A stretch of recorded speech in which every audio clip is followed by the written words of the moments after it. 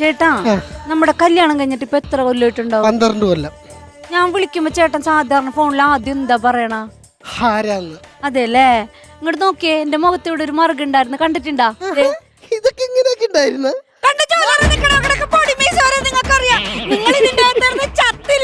വീട്ടിലേക്ക് വേണ്ട, ഞാൻ കൊണ്ടുവരാം നിങ്ങളെ.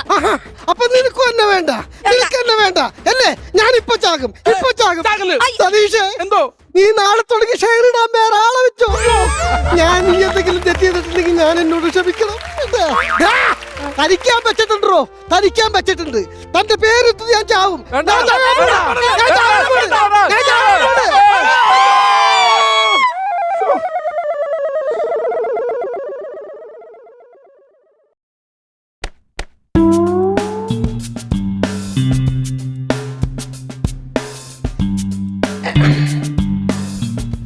റബ്ബർ ചെരുപ്പ വിടില്ലേ? ഒരെണ്ണത്തിനെ ഞാൻ വിടില്ല.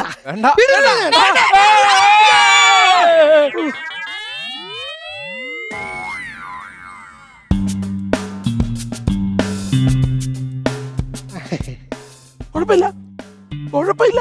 കറണ്ട് ഇല്ല, കംപ്ലൈന്റ് ആണെന്ന് തോന്നുന്നു അല്ലേ? കംപ്ലൈന്റ്. കലേഷേ, എടാ ഞാൻ നേരത്തെ ഇവിടെ വന്നിട്ട് പോയില്ലേ? അപ്പൊ നീ ആത്മഹത്യ എന്ന് പറഞ്ഞ് നിൽക്കല്ലായിരുന്നു? അതെ. ആ സമയത്ത് തന്നെ ഞാൻ ഇവിടെ നിന്ന് പോയിട്ട് ഇതിലേക്ക് കറണ്ട് വരുന്ന അപ്പുറത്തൊരു വലിയ ട്രാൻസ്ഫോമർ ഉണ്ട്. അതിന്റെ അതിന്റെ ഫ്യൂസ് ഞാനങ്ങ് ഊരി എടുത്തു. വേണ്ടേ, ഇത് കണ്ടാ? ഇനി ഇത് കൊണ്ടൊന്ന് അവിടെ കുത്തിയാലേ അത് ഇനി ഇതിലോട്ട് കറണ്ട് വരൂ. മനസ്സിലായ? ഇത് കൊണ്ടായിട്ട് അവിടെ കുത്തണം. എന്തോ ഒന്ന് കുത്തുവോ? എനിക്ക് ഈ ലൈറ്റ് തെളിയണമെന്ന് കാണാൻ. അത് കാണാൻ നീ ഉണ്ടാവോടാ? ഇനി കാണാൻ ഉണ്ടാവോന്ന്? ഉണ്ടാവൂലല്ലേ?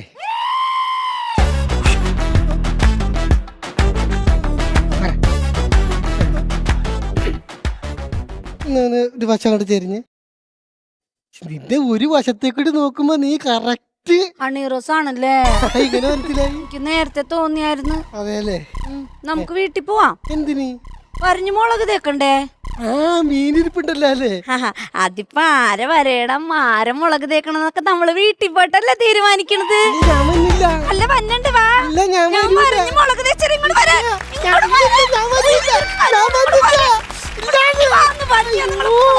എന്തായാലും മുതലാളി വലിയ ഉപകാരം. മുതലാളി ഫീസ് ഊരി വെച്ചത് കൊണ്ട് ഇവിടെ വലിയൊരു പൊട്ടിത്തെറി ഒഴിവാക്കി കിട്ടി. ഇവിടെ വലിയൊരു പൊട്ടിത്തെറി ഒഴിവായി കിട്ടി. പക്ഷേ അതിലും വലിയ ഭീകരമായ പൊട്ടിത്തെറിയാണ് അവന്റെ വീട്ടിൽ നടക്കാൻ പോണത്. അയ്യോ!